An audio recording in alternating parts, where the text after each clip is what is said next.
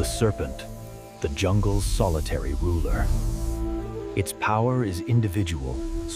It fears nothing. Its defense is its venom. Its life is assured by its solitude and speed. Each individual is weak, but together they are a single, relentless organism.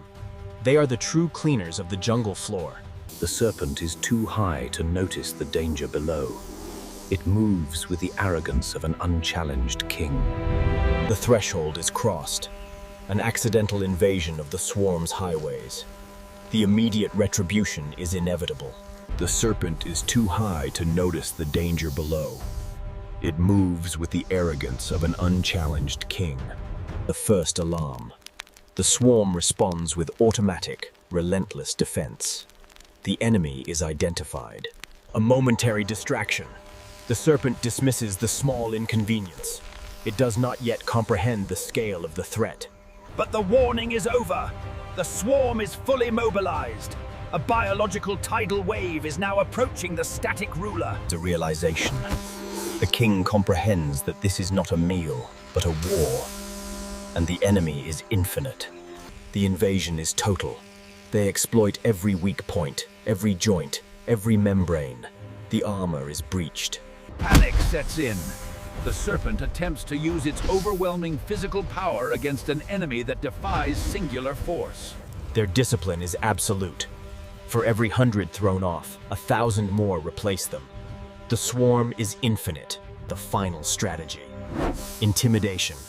The serpent must now fight an enemy that does not recognize the concept of fear. Strike one. The serpent attempts to reduce the numbers, utilizing the deadly precision of its striking power. A temporary solution. The swarm's strength lies in its expendability. Death is merely a pathway for the living. The attack is targeted. They seek the membrane, the soft tissue, the points of ultimate sensory pain. The pain is crippling. The serpent's focus is broken. Its defenses are momentarily lowered by the sheer intensity of the bites. The king retreats. Recognizing the immediate, overwhelming danger, the serpent's instinct turns to pure flight. But escape is an illusion. The swarm has already surrounded its prey. The blanket of death has been spread. A circular defense. The serpent creates a temporary zone of safety, but the cost in energy is enormous. Venom, designed for a single opponent, is deployed against the swarm. A tactical desperation. The ultimate weapon is rendered ineffective. Against the swarm, venom is merely a brief, localized delay. The ultimate soft target. The swarm finds the serpent's deepest point of vulnerability, inflicting unbearable, focused pain. Leap of agony. The pain is now overwhelming the instinct to fight, leading to the fight degrades into a test of attrition. The serpent is losing vital energy. The ants continue to pour resources into the attack. The serpent is spent. The battle is decided not by a killer blow, but by the relentless, crushing expenditure of energy. The consumption begins. The swarm focuses its energy on the final, fatal stages of the attack. Sensory destruction. Blindness.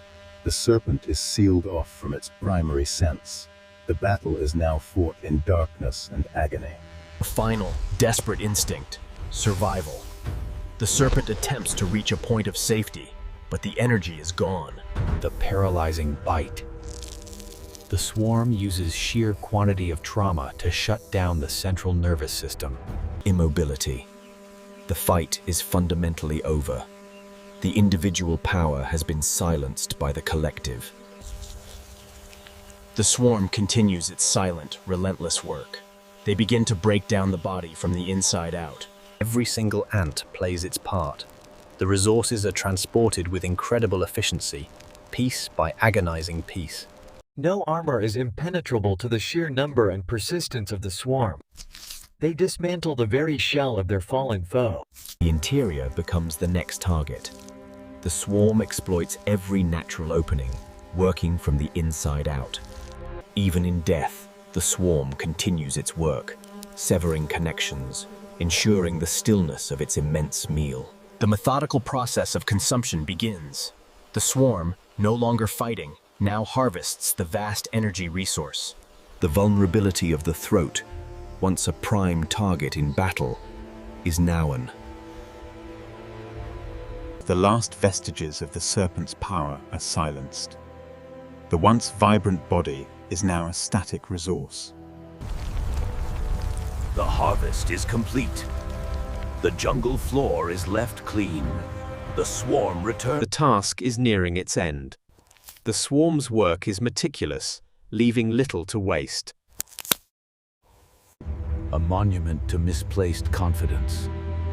The serpent's might could not overcome the power of unity. The victory is distributed. The energy gained is shared among the countless thousands within the earth. The wealth is redistributed. The serpent's energy immediately transfers to the next generation, guaranteeing the swarm's future. Every ounce of resource is optimized. The battle fought above now ensures months of security and growth below. The true power. The Queen, unconcerned with the fight itself, dictates the fate of the colony through sheer, relentless reproduction. Discipline remains absolute. The returning soldiers are prepped for the next deployment. The war machine never rests. The evidence is erased. The serpent's passing is a memory only for the earth. The wealth is secured, a warning sign. All that remains of the jungle's supreme individual power is a bleached, empty reminder. Life continues, heedless of the dramatic battles that shape the soil beneath its feet. The scale of battle is deceptive. Sometimes the most terrifying power is The ultimate lesson of the jungle.